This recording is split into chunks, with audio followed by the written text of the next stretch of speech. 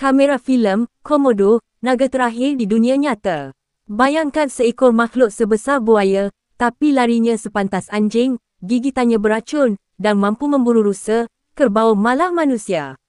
Inilah Komodo dragon, naga terakhir yang masih hidup di dunia nyata.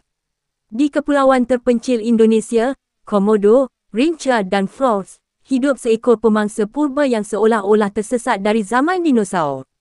Walaupun nampak seperti biawak besar biasa, Komodo dragon sebenarnya reptilia beracun terbesar di dunia, dengan panjang hampir 3 meter dan berat lebih 70 kilogram.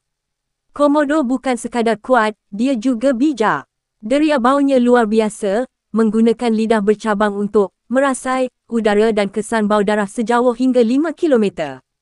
Apabila dia menggigit mangsanya, racun dalam air liurnya mula bertindak, menyebabkan darah mangsa tidak membeku dan tekanan darah jatuh mendadak.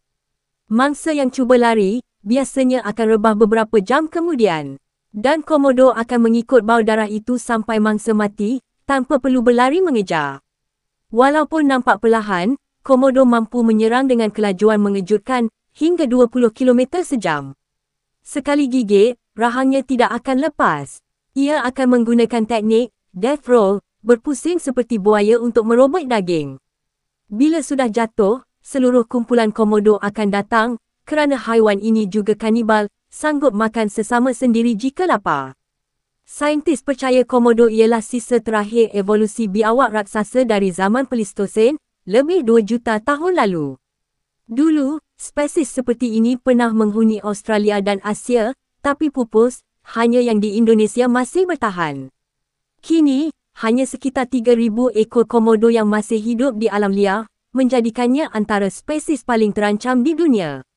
Komodo dragon membuktikan bahawa naga bukan sekadar mitos, ia benar-benar wujud dan sedang berjuang untuk terus hidup. Jika dunia tidak melindunginya, mungkin satu hari nanti, naga terakhir ini hanya tinggal dalam buku sejarah.